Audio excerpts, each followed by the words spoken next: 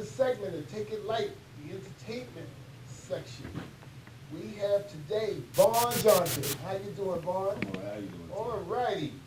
So listen, I know you were involved with Mike Francis and the play. Tell us a little bit about your involvement. I got cast to play the little Chuck. Okay. Interesting character. Mm-hmm. He is, it was a bit of a challenge to step into the role and to make sure I deliver what needs to be done, but it's very interesting. I don't know if I want to give it away, but. Oh, okay. You know, we can hold it. Yeah, yeah. We can talk around it to get the people real interested. You know what I'm saying? Yeah. What I want to ask you is, I know you've been rehearsing with the play and just coming in. Since you have sat in the audience, how just give us your feedback and take from an audience point of view. From an audience perspective? Yeah. Oh, especially the fact that you're coming to a play which you were told that it was gospel, but the title is Between the Sheets. Yeah, so right there we know, actually it turns out to be a good marketing thing for the play. Yes. So walking through the doors and sitting down before the play even starts, sort of take us from your possible expectation of what this play might be or is going to be, and then after you really see it. Take us through that journey. Well, like you said, Truth Between the Sheets, you think of something maybe along those lines of provocative or anything like that. Yes. And then when you sit back and you see that it's a well-written, a well-put-together gospel play, it makes it way more interesting. Being in the audience to see how the cast was working with each other, how the production was set up, how the stages, everything was set up, it was absolutely excellent. The writing to the play, it sort of like shocks you. Yes. You might not want to cheer at the end. You might want to be emotional towards the end of the play, but I know for me, I cheer at the end of the play. And that aspect, from walking in the door, hearing Truth Between the Sheets, to in the middle realizing it's a gospel play, for one thing to be emotional in a sorrow, sad way, to turn around and cheering, being happy towards the end of the play, it was definitely more than I had expected. It takes you through a good set of emotions. Yes. I know you're excited about being in the play. How long have you been acting? I've been involved with acting now for about 3 years. Okay. How'd you get into it? I host a hip hop show weekly, and I was on stage, did a lot of public access TV, and somebody was like, you should get into acting. You look like a famous rapper, and blah blah blah. And I was like, and I went ahead and gave it a shot. And as I started working and understanding what it is to perfect your craft as an actor, Yes. to make sure you hit those emotional points in play, make sure you're delivering the words, and to see the audience like wait, gasp, see what's next was definitely excellent. Made me want to pursue more and more. And I'm thankful to be where I'm at now. Right. Sounds good. In fact, I can relate to while you were talking.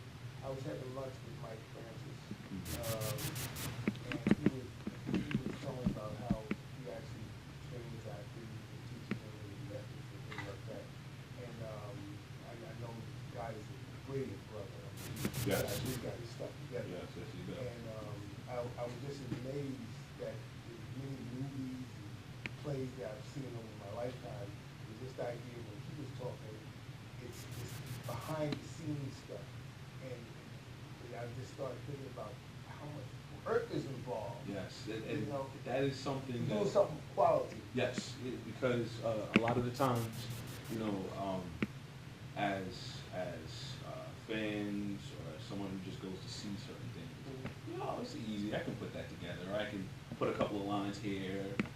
Put a shirt on this person, put a shirt on that person. Right. And everything comes together as a play. But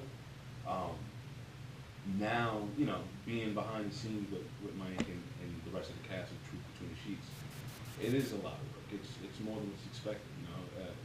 Being an actor isn't just standing up there and saying a cool line, doing some cool look toward the camera. There's a lot of reading, a lot of work to do in the room, a lot of chemistry with the cast members, there's way more to the production. I didn't even talk about the lights and the wardrobe and setting up the stage. Yes, Yeah. yes. In fact, the fact that you mentioned about wardrobe and things, lately, I guess over the last 6 months, I've been into the turn of broadcasting with these old movies. Okay. And I just started to get sort of tired of all the, I don't know what you call it, but all the pyrotech stuff.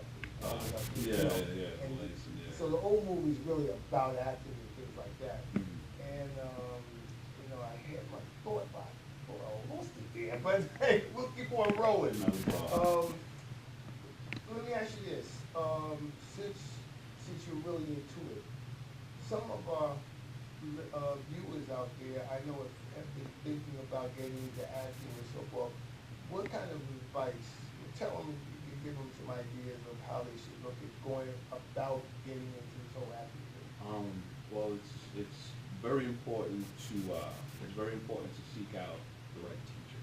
You know, it's always that you got to start with the proper teaching, putting yourself and involving yourself in the actual working of being a great actor. Once you do that, it's a lot of homework. You have to be dedicated to it. You know, there's times I do my radio show. My radio show is Monday at midnight to 3 in the morning. Okay. And at the time, my acting classes were at 10 o'clock or 8 o'clock on Mondays. So I was going to work 9 to 5, coming home, changing, going to acting class, and then going straight to the radio station. Okay. And getting home at 3 in the morning. Okay. You know, and a lot of people were like, oh, you know, that's a lot, and you're driving yourself down. But if I didn't put that work in, Mike wouldn't have given me this opportunity today. So don't think of all the lights and the cool parties and things like that. It's everything behind the scenes, like you were saying. Yes. That's for an actor. So it's great to make sure you read, you study, understand what it is to deliver your lines. It's not just about what you say. It's about how you say it. Yes. You know, it's body language and things like that. Really, really study into being a great actor.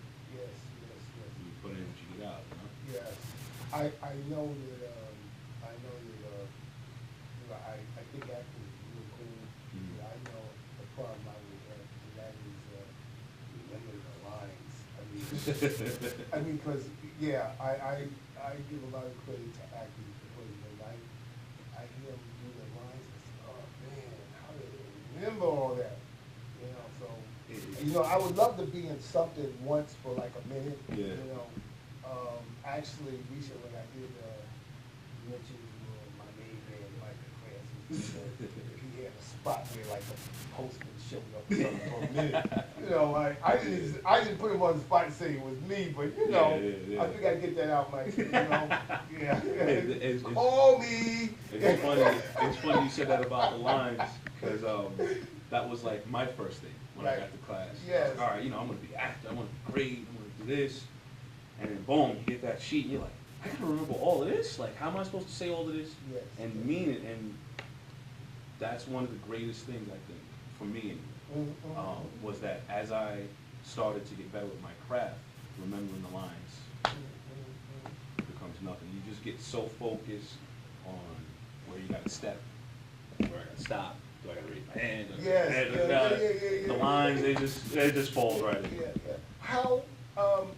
How do your friends and family look at you going and doing this acting and things like that? The reason why I'm asking the question is because there are certain things, especially in our community, where if you say you're going to do something, a lot of people have it as being a feather brain, or that's too much pie in the sky. You know what I'm talking about. Yeah, you know, and then they come out remarks and say, unfortunately, we have some people who have talent, but they would never have a chance to really develop it because of negative things. So, you know, give me a little take on that. I'm sure you had experience at some point. Yeah, it's from me being a DJ, from me being a radio host. I've been doing that now currently almost 10 years. So I started hearing those things 10 years ago.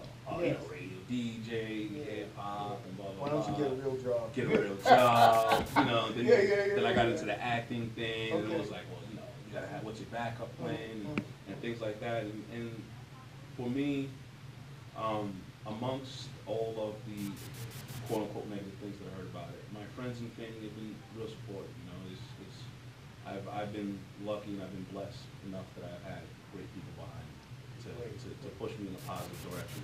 You know, and you do hear them. You know, when you're sitting there, when you're sitting there like that, man, you know what, man? If I just went and did my 9 to 5 today, but you really have to stick with it and be dedicated. You know, like I said before, you get what you put in. Okay. You know, I put my blood, sweat, and tears into this, so I'm hoping to get my back.